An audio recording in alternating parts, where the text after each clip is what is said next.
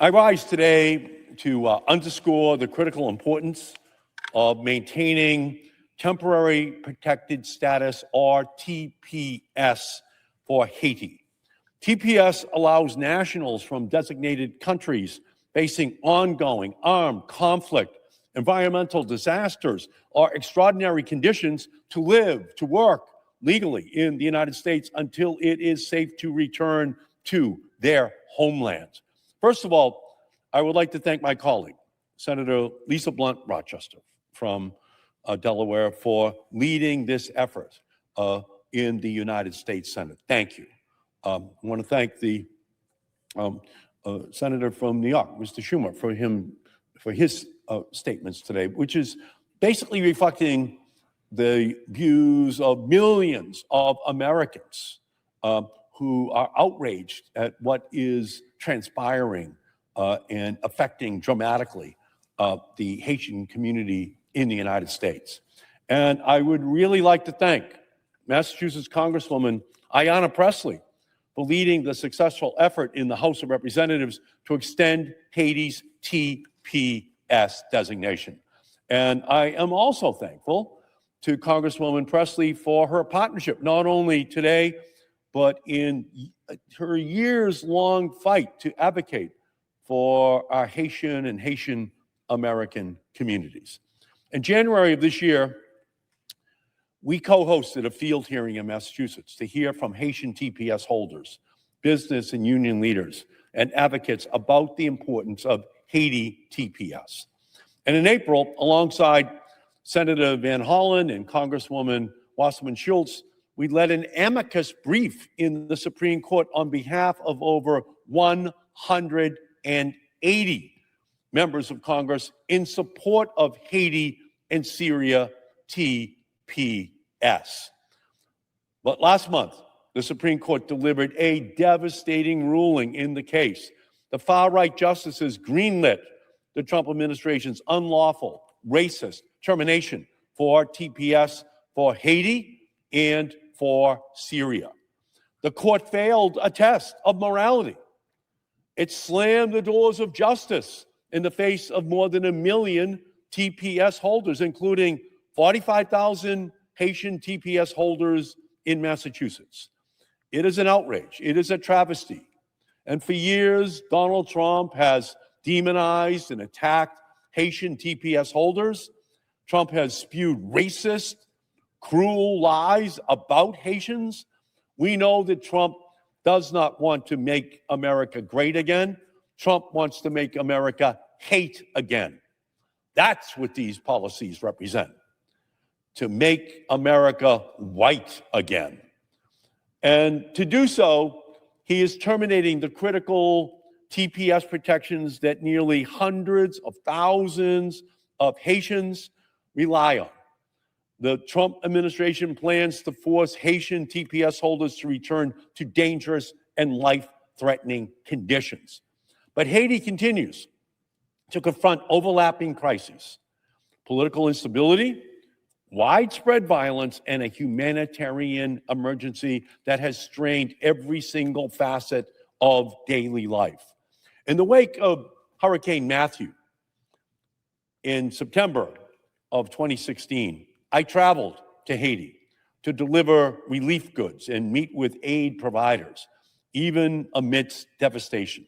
The resilience of the Haitian people was palpable. At the time, the country was still battling the cholera epidemic caused by the UN peacekeepers after a devastating 2010 earthquake that killed thousands and thousands and thousands of Haitians. Haiti faced this crisis without sufficient international support, and ultimately, I led the effort to get the United Nations to apologize to Haiti for what the UN had done to that country. And finally, the United Nations did that.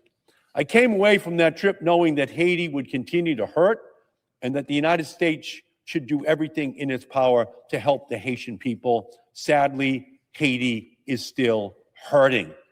Haiti's security crisis is eroding the promise and future of an entire nation. Armed groups now exert control over much of Port-au-Prince.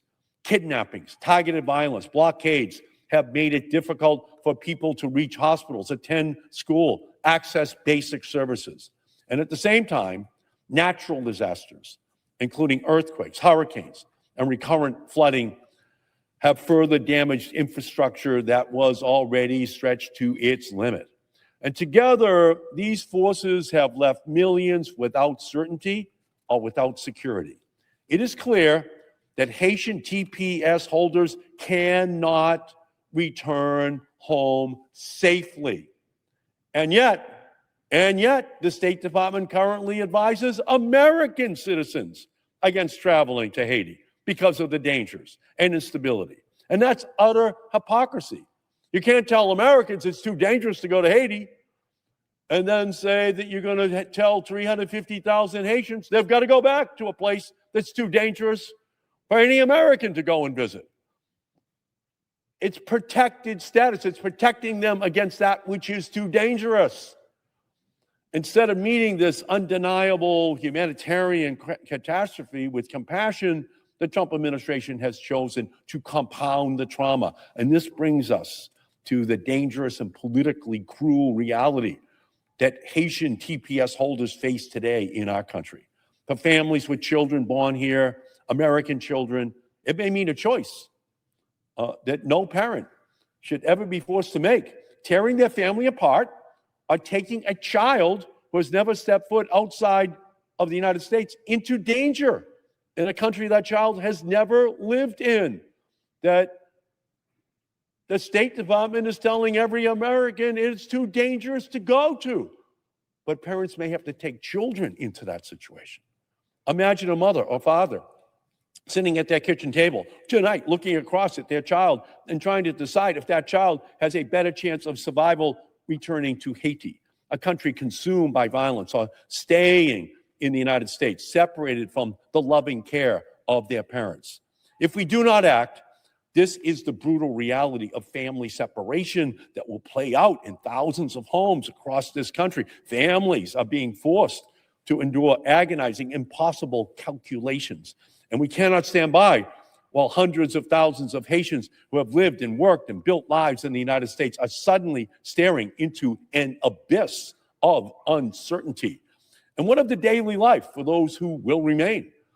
The moment these protections lapse, TPS holders who have been here legally for years, working, paying taxes, raising families, will stare down the looming threat of detention and deportation. That's what the Trump administration wants, to give ICE agents more work to do on our streets, to give its private army the authority to arrest 1 million more people to meet racist, cruel quotas, and no one should have to live through that constant fear of a sudden knock on the door or the panic of a random traffic stop. To strip Haitians of their status of protection that we have given them because of the catastrophic conditions that still exist in Haiti is to strip them of their agencies, of their safety, of their peace of mind.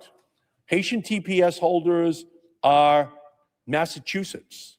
They are the United States. They're hardworking, they're kind, they're resilient, they're strong in the face of adversity, and deeply committed to the communities in which they live, whether it's Mattapan or Brockton or Malden. And the same thing is true for all across our country. A Haitian TPS holder is a friend and a home health aide who has taken care of grandma or grandpa for years. A Haitian TPS holder is a co-worker and a construction worker who has helped build homes in our neighborhoods. A Haitian TPS holder is a neighbor and a small business owner on Blue Hill Avenue who helps support the livelihoods of others. Haitian TPS holders are essential workers. They're nurses, they're home health aides, educators, grocery store workers. They keep us safe, they keep us fed, they keep us healthy. They have followed the rules, they have committed no crimes at all. And yet, they are now being told they're going to be sent home. And these are the same people who have made our seniors smile. They've been in homes all across our country.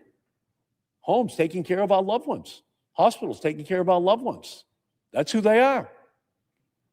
They've protected our babies. They've soothed our sick. They are us. We have a moral duty to protect TPS holders and provide them with protections and a permanent pathway to citizenship. Let's help them make America home. For generations, Massachusetts has been shaped by our immigrant communities. It was one of our own, Congressman Joe Moakley, who served one of the architects of the TPS statute and who understood both the moral clarity and the practical necessity of providing refuge in times of crises. In defending his provision for TPS protection on the House of Representatives floor in 1990, Congressman Moakley emphasized our, quote, deep moral obligation to protect innocent victims fleeing violence abroad. His words remain as urgent and relevant today as they were when he spoke them. Protecting the vulnerable is not a political choice. It is a moral duty. Congresswoman Presley's success in passing the Haiti TPS bill in the House of Representatives is an inspiration. And now the Senate must pass the bill, which I introduced alongside Senator Blunt Rochester, to designate Haiti for TPS until after the next presidential election. I have called on every recent administration to designate, extend, and redesignate TPS for Haiti. I have also supported legislation to provide legal pathway to residency for TPS holders. I will keep supporting this community. The narrative of TPS holders in the United States is a story of resilience, of hope, and of an enduring spirit. And despite facing adversity, TPS holders have continued to contribute to build lives and set down roots. Haiti TPS holders deserve our full protection. We cannot turn our backs on them now. That is the choice which we have to confront right now. And again, I thank Senator Blunt Rochester for her leadership on this issue as well. And if you would like to be recognized now, or I will make the motion right now, and then we will continue the debate. So, as if in legislative session, and notwithstanding Rule 22, I ask unanimous consent that the Senate proceed to the immediate consideration of calendar item number 374, H.R. 1689. Further, I ask that the bill be considered read a third time and passed, and a motion to reconsider be considered and made and laid upon the table.